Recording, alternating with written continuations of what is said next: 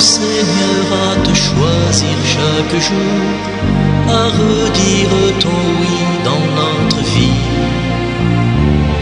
Apprends-nous à vaincre nos peurs pour chanter. Oui, Ave Maria, frères et sœurs, apprends-nous, Seigneur, à te choisir chaque jour. C'est avec ce chant que nous avons commencé nos méditations sur l'oraison. Et à la fin de cette série, je reviens encore sur ce thème pour partager avec vous quelques réflexions suite aux différentes questions qui m'ont été adressées. Votre serviteur, le Père Jean-Raphaël Marie Tonouji, franciscain de l'Immaculée et communauté du Bénin, je vous rejoins en ce moment pour partager avec vous quelques réflexions encore et à la suite de ces méditations. Je voudrais avant tout parler de l'Eucharistie et de l'adoration. Et les jours à venir, je vous offrirai encore d'autres thèmes. Mais sachons ceci, frères et sœurs, après cette série de méditation sur l'oraison, la prière, comment prier et être exaucé, chacun de nous doit pouvoir prendre de l'envol. Chacun de nous doit pouvoir prendre la décision désormais de prier. Prier, c'est vraiment intéressant. Prier, c'est communiquer avec Dieu. Alors, je continuerai encore ces jours-ci à vous parler de la prière. Écoutons un peu Jean-Claude Janada. Apprends-nous à vaincre nos peurs pour chanter ici ou ailleurs. Nous l'avons vu, nous l'avons entendu.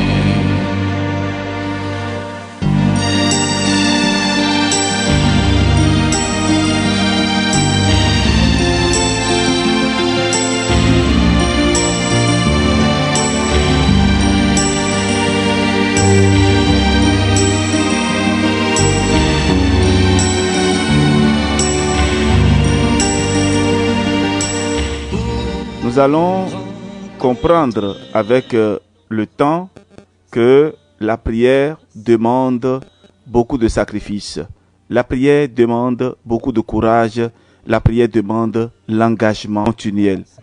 Alors, il ne suffit pas de prier seulement un jour, mais de veiller et de prier, c'est-à-dire de prier en tout temps. Alors, je voudrais vous parler à présent de la merveille de l'Eucharistie. Jésus a sauvé les hommes en se faisant l'un d'entre eux. Il est homme, mais l'homme saint, le seul véritable adorateur. Il obéit parfaitement à son Père et par là, il répare tous nos refus, nos manques d'amour, nos péchés. C'est surtout par sa mort sur la croix qu'il offre le sacrifice unique et parfait.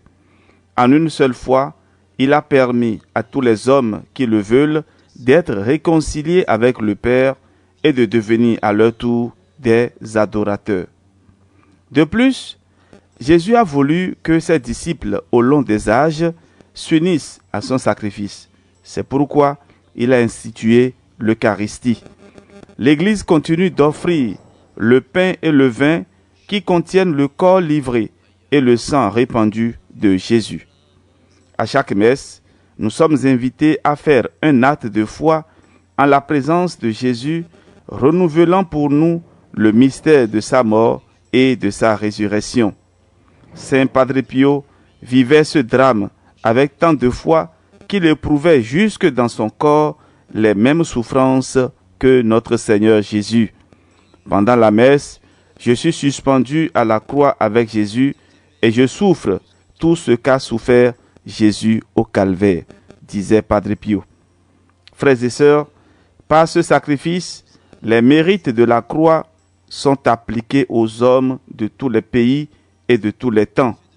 Nous avons donc la chance inouïe de pouvoir nous unir personnellement à Jésus et de pouvoir recevoir les grâces dont nous avons besoin.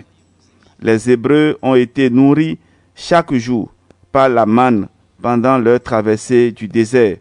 De même, nos âmes ont besoin du pain de vie le plus souvent possible.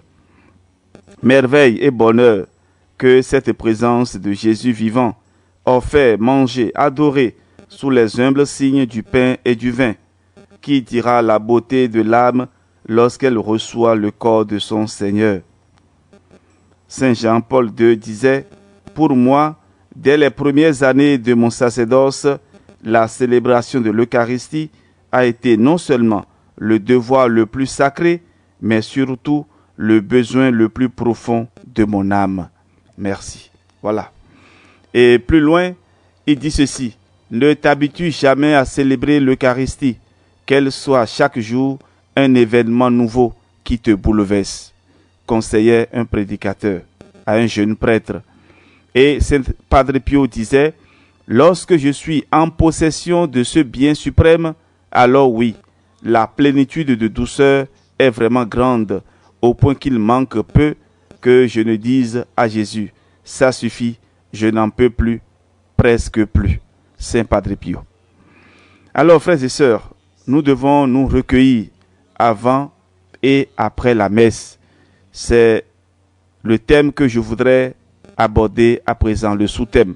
Oui, la messe comporte beaucoup de lectures, de chants, de gestes symboliques. Si on ne fait pas assez attention, on peut regarder tout cela comme un spectacle. On s'attache à l'aspect extérieur sans en découvrir le sens caché. On peut rester passif et ne pas prier réellement. L'Eucharistie dans une âme qui ne prie pas, c'est semence en terre non labourée. Elle ne peut pas produire des fruits, disait le père Caffarel. Alors, la messe n'est pas un acte magique où il suffirait de poser des gestes pour que l'effet vienne automatiquement. Les fruits de la communion diffèrent suivant les dispositions et la foi de chacun. C'est pourquoi, avant la messe, un temps de préparation permet à l'âme de participer au sacrifice avec une foi plus vive. Et quand l'action liturgique est terminée, ceux qui le désirent peuvent rester là pour faire une action de grâce, c'est-à-dire remercier et prolonger ainsi leur prière d'une manière plus personnelle.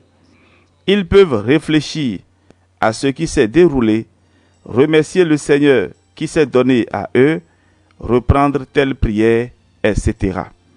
Et dans les livrets de prière, vous allez trouver prière avant la messe, prière après la messe. Il y a aussi des prières avant la communion et après la communion. Et vous devez, frères et sœurs, vous habituer à venir très tôt à l'église, c'est-à-dire venir avant le début de la messe. Saint Padre Pio conseillait d'être à l'église au moins 15 minutes avant que le prêtre n'entre dans l'église. Ainsi, vous avez le temps de faire vos prières et de vous préparer spirituellement pour entrer et vivre ce grand mystère, mystère de l'Eucharistie. Dieu qui descend encore aujourd'hui et nous nourrit de son corps et de son sang. Après la messe, il faut encore rester un peu à l'église, prier le Seigneur, remercier le Seigneur pour le don de la vie. Alors, celui qui mange ma chair et boit mon sang demeure en moi et moi en lui. Jean 6, 56. Demeurer en Jésus, c'est surtout lui consacrer un temps gratuit, uniquement pour être avec lui.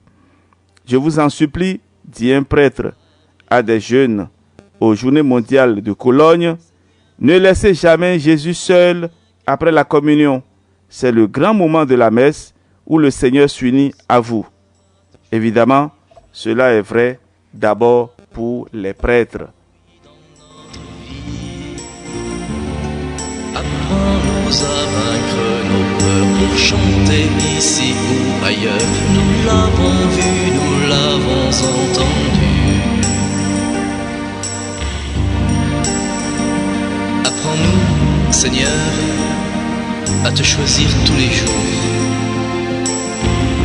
à redire ton oui en chacun de nos actes.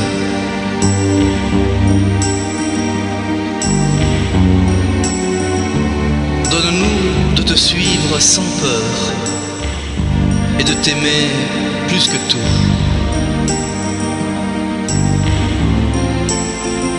Rends-nous frères, toi qui nous as rassemblés. Oui, rends-nous frères, toi qui nous as rassemblés. Oui, cette prière, nous devons la faire constamment. Frères et sœurs, nous allons nous arrêter là pour cette méditation. Et demain, nous parlerons de l'adoration eucharistique.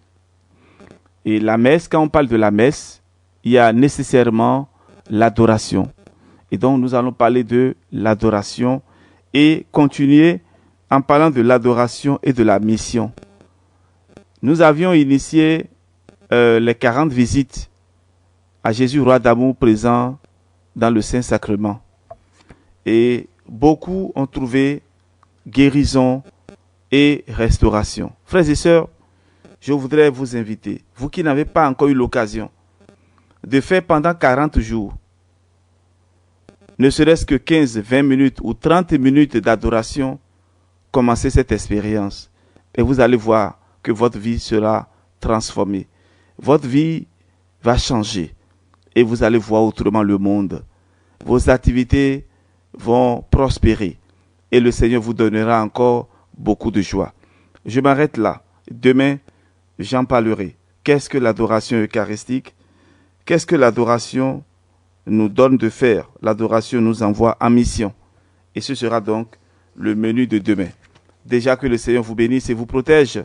Au nom du Père et du Fils et du Saint-Esprit. Amen. On se retrouve demain pour la suite. Ave Maria. Ici ou ailleurs, nous l'avons vu, nous l'avons entendu. Pour partager nos chances, Seigneur, viens rejoins-nous. Pour libérer nos danses, Seigneur, chante avec nous.